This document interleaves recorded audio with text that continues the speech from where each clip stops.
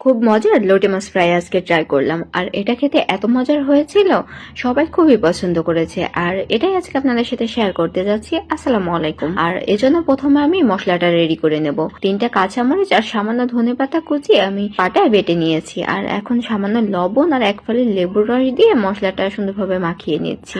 আর লোটে মাছগুলো এখন এর সাথে ম্যারিনেট করে নেব।